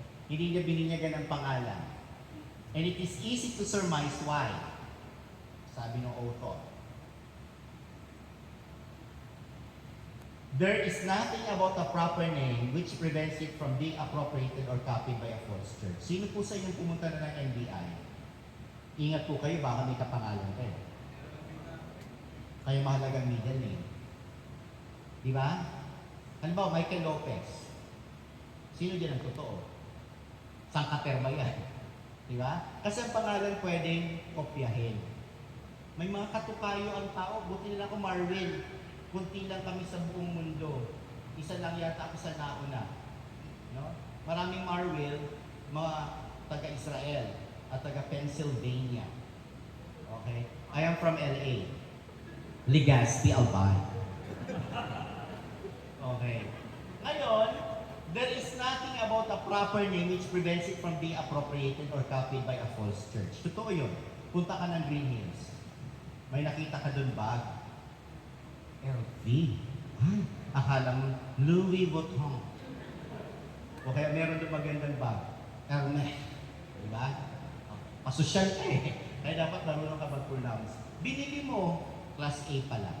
Porke Hermes, porke Louis Vuitton, totoo na. Hindi. Kasi kung talagang connoisseur ka sa bag, ang Louis Vuitton, kahit paikutin mo, ang ganda ng pagkaano ng kanyang design, ng LV, hindi siya nag-iiba. Isang linya lang talaga yan. Diba? Yung Birkin bag ng Hermes, naku, hindi ko alam. Hindi pa ako nakakita. Okay. So, ibig sabihin, hindi yung pangalan ang pagkakakilanlang, kundi quality. Amen? Alam ni Kristo yun, marunong siya eh. Kaya hindi niya binigyan ng pangalan. Pero may ginawa siya. Okay? Kasi po ang gumagamit ng pangalan ng Diyos, anong sabi ng banal na kasulatan, kapatid na bien? 139:20. At ito po, sabi, sapagkat sila'y nangagsasalita laban sa iyo ng kasamaan. Kalaban ng Panginoon. Ano daw ginagawa ng mga kalaban ng Panginoon? Ginagamit ng iyong mga kaaway ang iyong pangalan sa walang kabuluhan. Ang pangalan ng Diyos, ginagamit ang pangalan niya ng walang kabuluhan. Bakit? Hindi naman Diyos ang nagtatag eh. Bakit mo gagamitin ang pangalan ng Diyos? Kaya yung kaaway ng Diyos ay pwedeng gamitin ang kanyang pangalan. Amen? Kasi meron ba namang founder ng religion? Di ba, magtatatag ng isang simbahan. Hindi naman naaamin yun eh. Alam, pa-register niya, Iglesia ni Satanas. May maluloko ba? Sasabihin niya, Iglesia ng Diyos, kay Kristo Jesus, haligi at suhay ng katotohanan sa bansang Pilipinas, inkorporada. Dahil ang haba. Tatawagin mong pangalan, United Church of Christ in the Philippines. Tatawagin mo, Church of Jesus Christ of Latter-day Saints. Okay. Dahil, pag ginamit mo ang pangalan ni Satanas, walang maniniwala sa'yo. Di ba? Do I make sense? Tama? Anong sabi ni Kristo? Mateo 24:23 hanggang 24. Kung maggagayon, kung may magsabi sa inyong sino mang tao, narito ang Kristo. Narito ang Kristo sa Davao! Anong sabi? Nariyan, huwag ninyong paniwalaan. Huwag ninyong paniwalaan. Amen? Sapagkat, ano daw? Sapagkat may magsisilitaw ng mga bulaang Kristo. Ayun! I am the appointed Son of God! Diba? O, kilala nyo. May-ari ng SMNI. Tuloy ang basa. At mga bulaang propeta na magpagpakita ng mga dakilang tanda at kababalaghan. Ayun. At ano pat ililigaw ang marami. At, ulitin mo nga yun, Brother Ben. Gusto kong salungguhitan. Ano pat ililigaw kung maaari. Tama ho, ano? Maraming inililigaw. Kasi marami namang gumagamit sa pangalan ni Kristo. Di ba? Iglesia ni Kristo. Maraming naililigaw. Pero anong sabi ng Biblia? Huwag niyong paniwalaan. Okay? So, mga kaaway lang ng Diyos ang gumagawa niyan. Sabi ng Iglesia ni Kristo sa akin, si Kristo nagtatag kaya pangalan niya. Gagamitin nila yung style ni Felix Manalo. Ikaw ay Pedro. Mateo 16:8. At sa batong ito itatayo ko ang aking iglesia. Kaninong iglesia? Kay Kristo. Anong iglesia kayo? Iglesia ni Kristo. Ayan, di ba? Ganun ang paliwanag. Sabi ko mali. Dahil may kakilala ko, may-ari ng SM. Hindi niya tinawag na mall ni Henry C. Anong tawag sa mall na yon? SM. Yung Jose Rizal University sa may Calentong, hindi si Jose Rizal nagtapat mo. Amen? Okay? Kaya, mali po yung ganung pangangatwiran, palsuho yun. Wala pa pong itinama sa katwiran, yan samahan na yan, na matutulis ang kapili. Ayaw sa krus, gusto pako. Okay. Hindi pangalan ang pagkakakilanlan, kundi tanda o marka or quality. And what are the marks of the church? One, Holy Catholic Apostolic. Bakit tanda? Bakit tanda? Bakit hindi pangalan? Anong sabi ni Apostol Pablo, ikalawang Timoteo? Gayon may ang matibay na pinagsasaligan ng Diyos ay mananatili na may tatak nito. May tatak. Matibay na may tatak. Mananatili. Tuloy ang basa. Nakikilala ng Panginoon ang Kanya. Makikilala ng Panginoon ang Kanya sa pamamagitan ng tatak, hindi sa pamamagitan ng pangalan. Kaya ako kilala ko kapag totoong VCA ang ang alahas eh. Van Cleef and Alter, di ba? Oh. Kasi nandun sa quality, hindi lang sa pangalan, maraming gumagamit nun. Okay. Tatak, makikilala ng Panginoon ang Kanya. At tuloy ang basa. At patuloy na magbasa, lumalayo sila sa kalikuan at ang bawat isa ay sumasambitla sa pangalan ng Panginoon. Amen. So, ayan kapatid. So, hindi pangalan, kundi tatak. Ang paliwanag natin, instead of a name, he gave it 4 marks. A mark is defined as a fixed characteristic given by Christ to His church as a whole to serve as a means of easily distinguishing it from unauthorized agencies which attempt to usurp its prerogatives, etc. Okay? Ngayon, ano yung tanda na to? Mga kapatid, let's go to the foundational text of the church. In Matthew chapter 16, please start brother again in verse 13. Verse 13. Nang dumating nga si Jesus sa mga sakop ng Cesarea ni Filipo, ay tinanong niya sa kanyang mga alagad na sinasabi, ano bagang sabi ng mga tao kung sino ang anak ng tao? At kanilang sinabi, si Juan Bautista, ang ilan si Elias, at ang iba si Jeremias o isa sa mga propeta. At kanyang sinabi sa kanila, datapwat ano ang sabi ninyo, sino ako? At sumagot naman si Simon Pedro at sinabi, ikaw ang Kristo, ang anak ng Diyos na buhay. At sumagot si Jesus at sa kanya sinabi, mapalad ka Simon Barjona, sapagkat hindi ipinahayag sa iyo ito ng laman at ng dugo, kundi ng aking amang nasa langit. Okay, stop.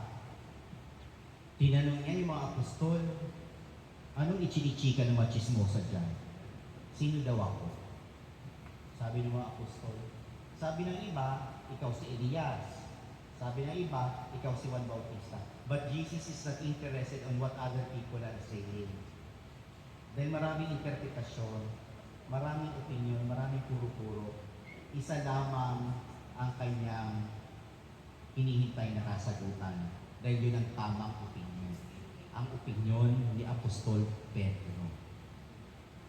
Sa panahon ngayon, ganyan din ang nangyayari sa simbahan. Ang daming kuning-kuning, ang daming hanas-hanas, di ba? Pakinggan natin kung ano ang magisterium. Okay? Kasi sabi ng Panginoon, blessed are you, Simon Barjona.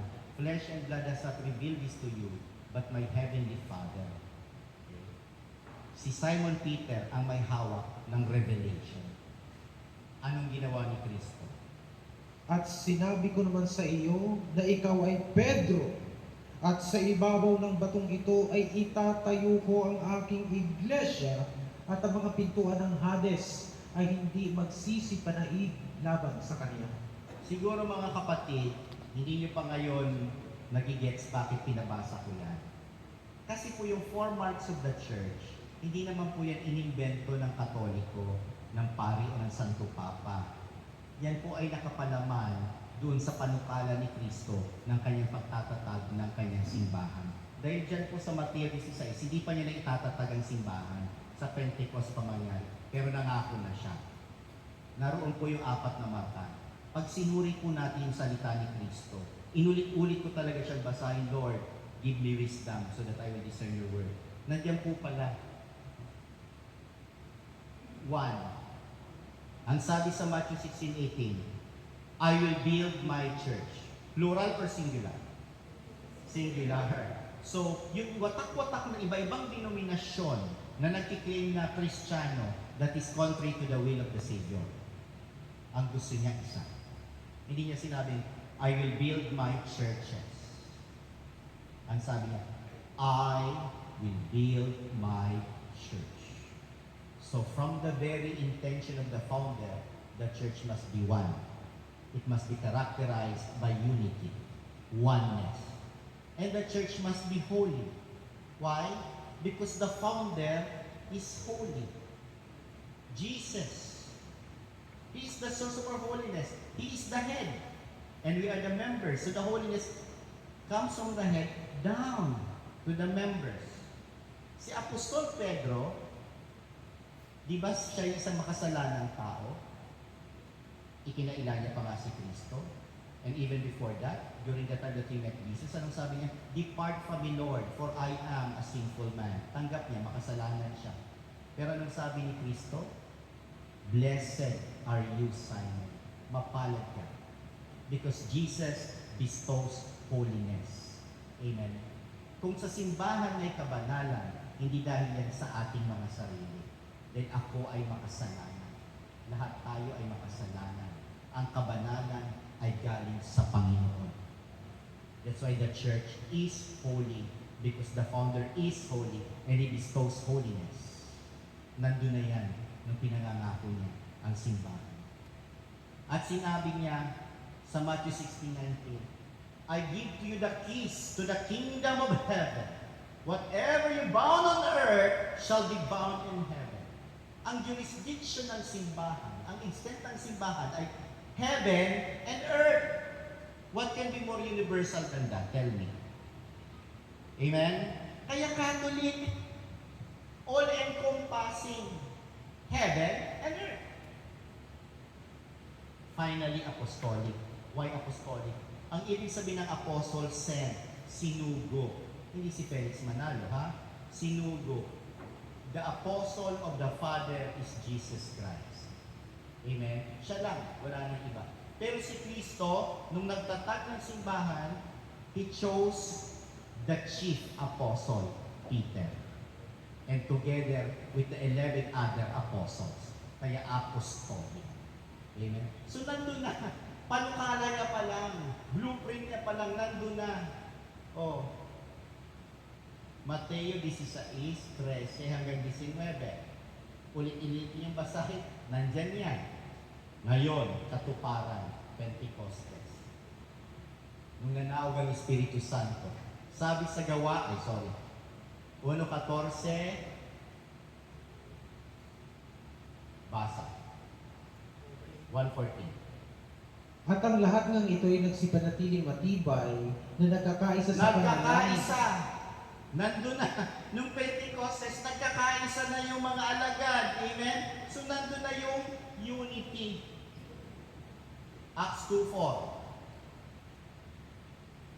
At silang lahat ay nangapuspos ng Espiritu Santo. Napuspos ng Espiritu Santo. Sinong Espiritu Santo? Espiritu ng kabanalan. Kaya holy. Amen? Okay. Catholic, chapter 2, verse 5. May mga nagsisitahan nga sa Jerusalem ng mga Hudyo, mga lalaking relihiyoso na buhat sa bawat bansa sa ilalim ng langit. Na buhat sa bawat bansa sa ilalim ng langit. First day pa lang, Pentecost, 33 AD, Catholic na. Amen. Ang naaralan lahat ng mga bansa sa ilalim ng langit. And finally, apostolic. Because nandoon yung mga apostol. Amen? So one, Holy Catholic Apostolic, pinangako ni Kristo, natupad sa Pentecost, hanggang ngayon nananatili. Kaya hanapin mo yung simbahan na taglayan. Dahil kapag kulang ng isa, ay peke. Amen? Okay. Ito na po yung last slide ko. Hindi pa last slide, last part. Bago tayo mag-Q&A. Mga kapatid, Isa lang pong interpretation ang gusto kong pag-aralan natin ngayong gabi. Kasi kapag tama ang interpretation ng mga Orthodox, mag-Orthodox kayo. Sige na, isa kayo dito. Pag tama ang interpretation ng mga Protestante, ng mga Evangelical, ng mga born again, iwan nyo na kami nila Father. Okay? Kasi peke tayo. Pero kapag, itong challenge ko, pag tama ang interpretation natin, wala kayong rason para lumabas ng simbang Katolika. Amen. Isang talata lang, interpretation kung ano yung bato na binabanggit sa Matthew chapter 16 verse 18. Kasi tatlong interpretasyon yan eh. Tatlo lang ang pagpipilian. Imagine mo, kung final exam mo, binigay sa'yo ni Cristo, multiple choice. Tatlo lang ang pagpipilian. A, B, C. Nako, baka magkamali ka pa, di ba? Diyan nakasalalayan yung kaligtasan. Okay. Kasi po, yung bato, the rock, in Matthew 16:18, may tatlong basic interpretation. Oh, sorry. Kapag ang interpretation mo, yung bato ay Peter's Confession of Faith, yan ang Orthodox position, yan din ang position ng Lutheran. Babasahin ko para hindi ko misrepresent sa Orthodox Bible.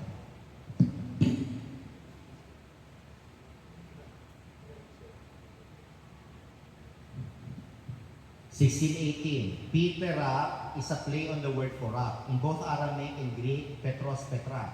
This rock refers not to Peter per se, but to the faith of his confession.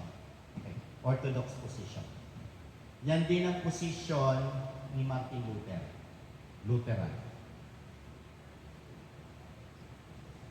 Wala na pala. Okay. Sige. Yan din ang posisyon ni Martin Luther.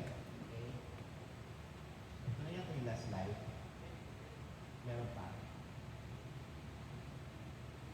Wala na yata battery. Ito na lang. Scroll down please. Okay. Sabi ni Luther, sa Lutheran Study Bible, hindi ko na dinala kasi masisira na yung bag ko. Bro.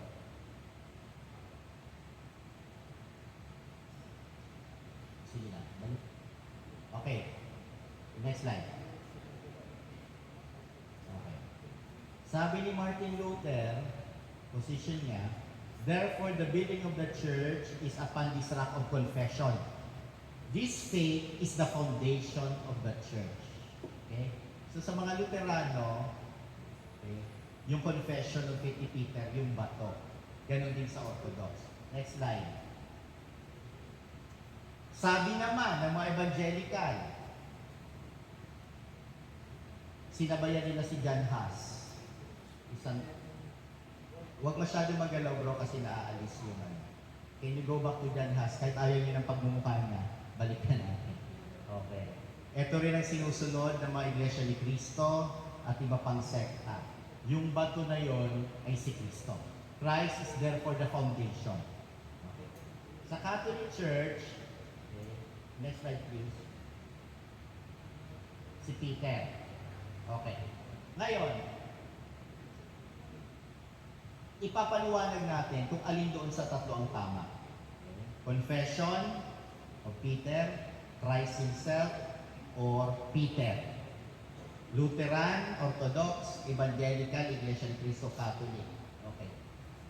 Sabi ni Barclay, mahirap daw kasi pag-aralan yung issue na yan kasi yan daw ginagamit ng Roman Catholic Church bilang foundation ng position of the Pope and of the Church. Diba? Which is true. Honest naman siya. Kaya ayaw nilang pinag-uusapan yan kasi pupunta sila sa posisyon ng simbahang Katolika. Nandito ba si Barclay? Okay. Pero tanungin natin si Barclay kung ano ang tamang interpretasyon dun sa tatlo. Page 162.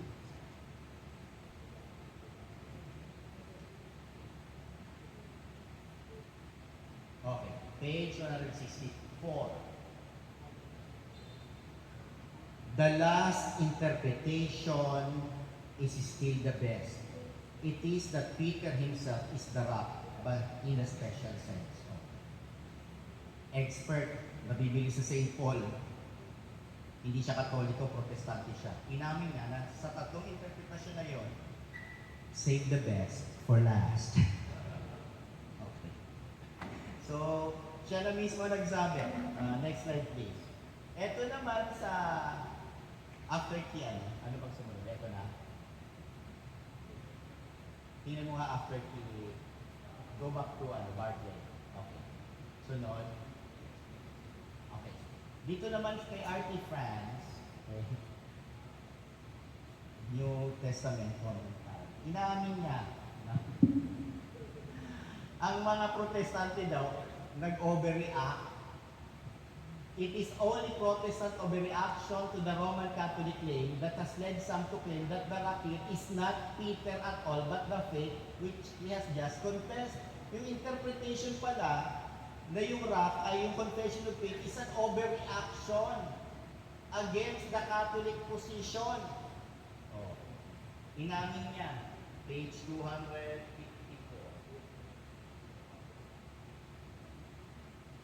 Okay? So,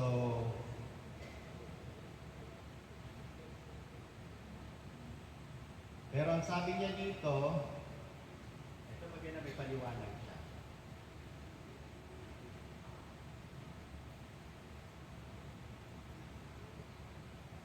The feminine word for rock, Petra, is necessarily changed to the masculine Petros to give a man's name, but the word name is unmistakable.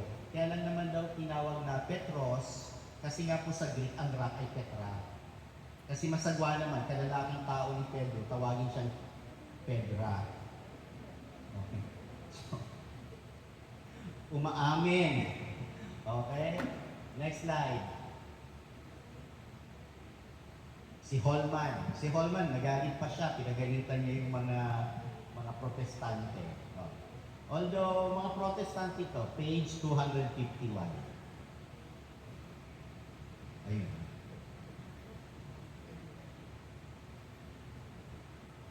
Sabi dito sa 251, and equally in error, malinaw yung Protestants.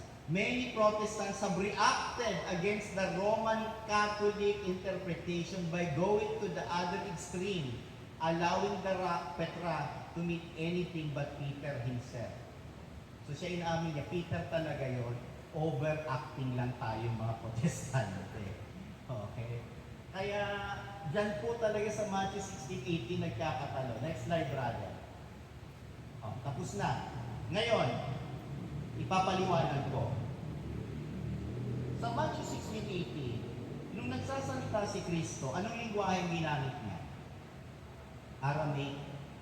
Okay? Halata yan. Kasi nagtatranslate.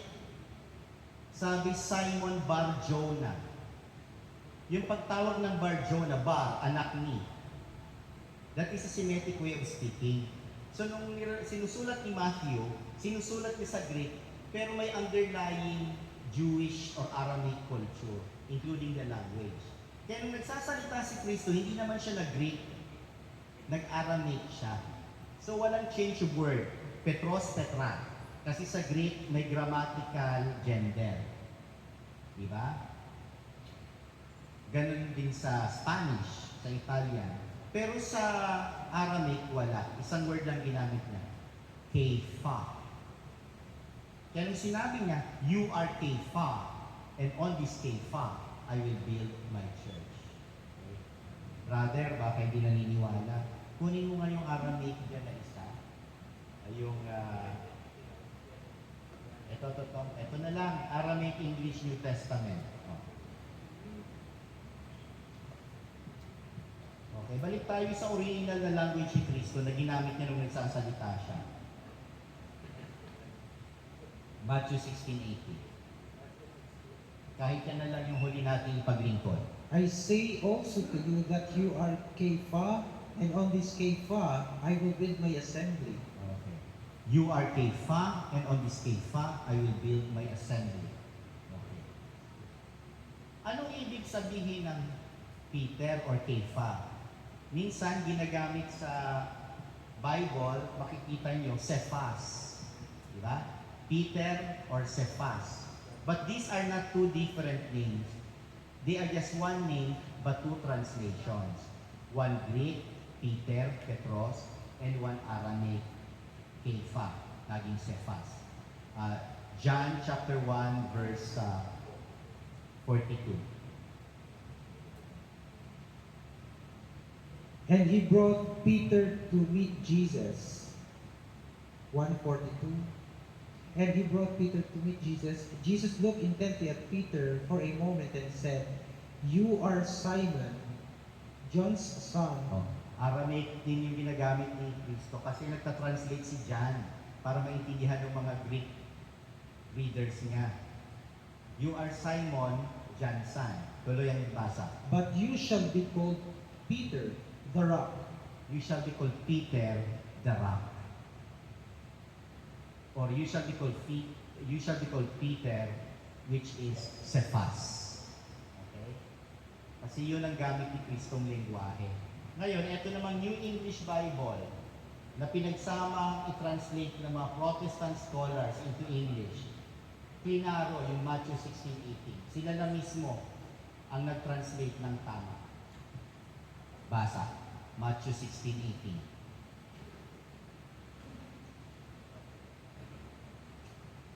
Matthew 16:18. "And I say to you, you are Peter the rock." Ayun. Ulitin mo nga with feelings. And I say to you, "And I say to you, you are Peter the the rock. rock.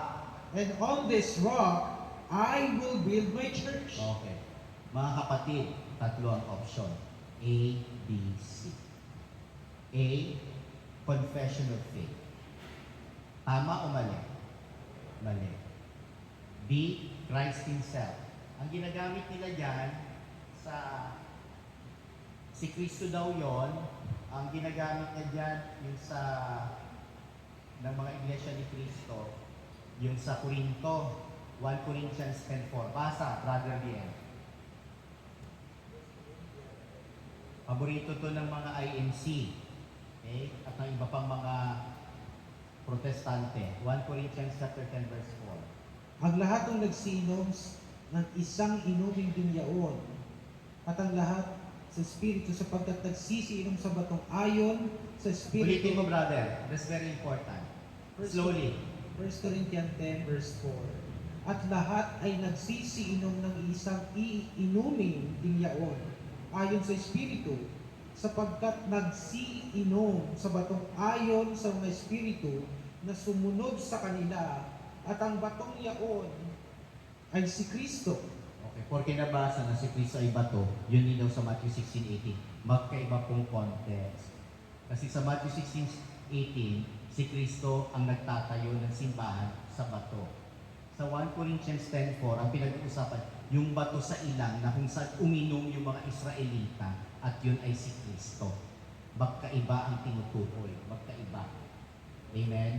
O, yung letter B, tama o mali? Mali. O, yung letter C, si Pedro yung tinutukoy na bato sa Matthew 16:18. Tama o mali? Tama. O, kaya kayo Katoliko, nasa tama kayo. Amen? Palakpakan natin ang Panginoon. And congratulations, because the search is over, tayo ang tunay na iglesia ni Kristo. We are in the one true church.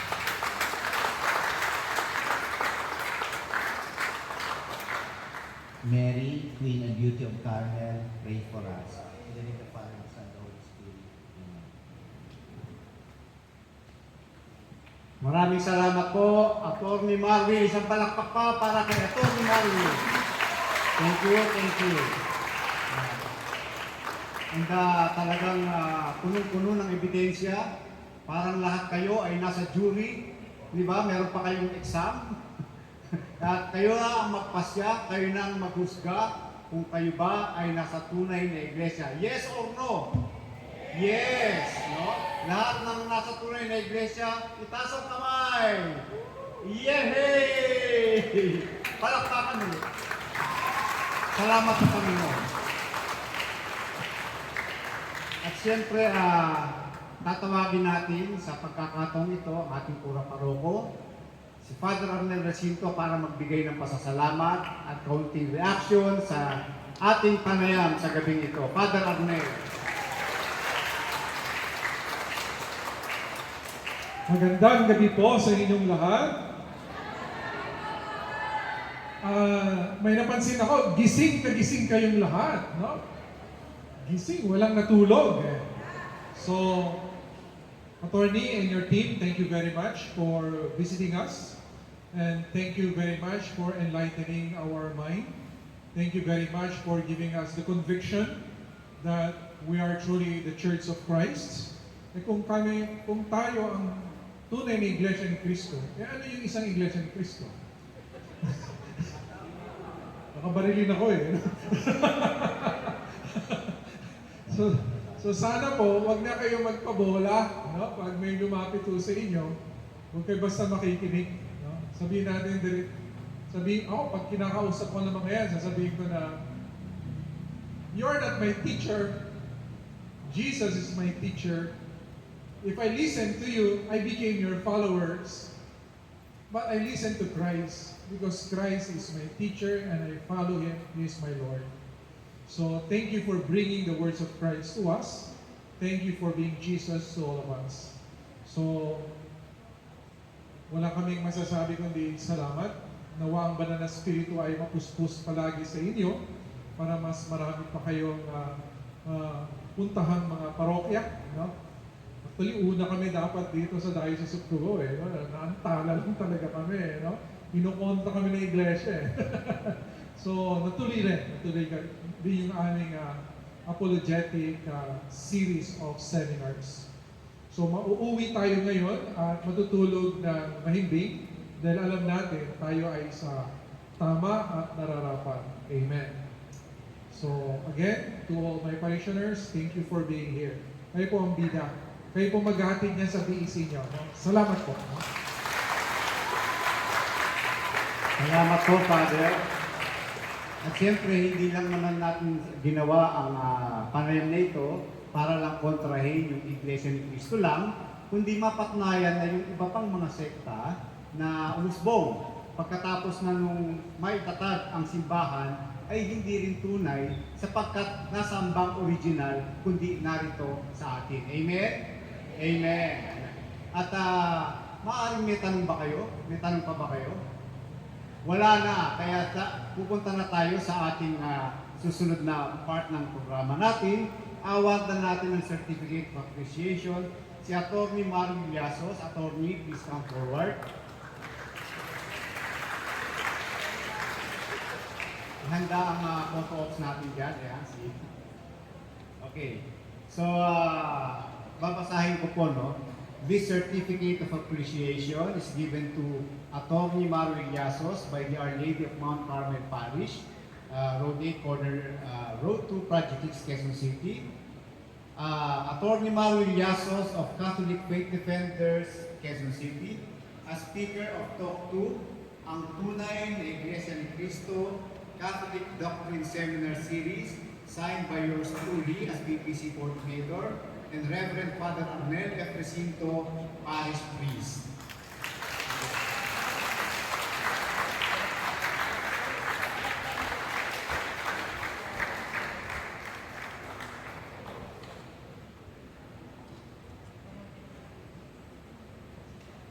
And siyempre pa, as a token of appreciation, i-handle din natin yung ating special box. Ayan po. Ang magic na kahon ng Julius Bake Shop ng parokya, para dyan ang parokya. Ito po. So muli, si Atty. Villasos po, Atty. Mars, ay siyang, council ng CFD.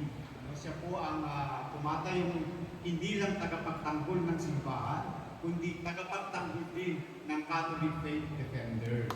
Yan po. At pinasasalamatan din natin yung mga kasama ni Father Marvin. Ito po, meron pong 7 yata, wala ko silang nandito na kung nakakulay dilaw, sila po ang kasama na bodyguard yata ni Father Marvin para hindi ma-snipe. Salamat din po sa inyo, Brother Bill. At nagpapasalamat tayo sa nagpasimuno nito sa ating Baykari, si Father Ben Arsenio. Salamat po, Father Ben. At siyempre po, kasama niyo po ang susunod nating speaker next week. At ang topic natin next week ay rebulto at pagsamba. At yan po ihatid sa atin ni Brother Jason. Yan po tayo mga Brother Jason, ngayon po lang papakilala na kita. James, sorry. Brother James. Si Brother James, siya po ang sasalita next week. Kaya hindi naman natin pakita yung mga parang may suspense. And makita-kita po muli tayo next week. Ano po? At sana mapuno pa natin ng simbahan, mas marami pa kayong mahakay. Sapagkat natuwa pa kayo ngayong gabi? Marami pa kayong natutunan ngayong gabi? Nasa tunay na simbahan ba kayo?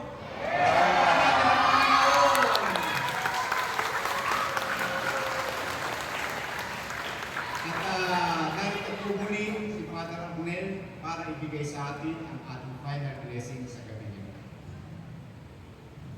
Please all stand. In the name of the Father, and of the Son, and of the Holy Spirit. Amen. God, our Heavenly Father, the Creator of heaven and earth, the source of all being, nothing is holy, nothing is good without you. We recognize your authority. We recognize your holiness. Please send for the Holy Spirit and bless each and every one of us. Enlighten our mind and our heart so that we will truly live according to our very purpose why you created us. We ask this through Christ our Lord. Amen. The Lord be with you. And may Almighty God bless you, the Father, the Son, and the Holy Spirit. Amen. Magandang gabi po sa inyong lahat.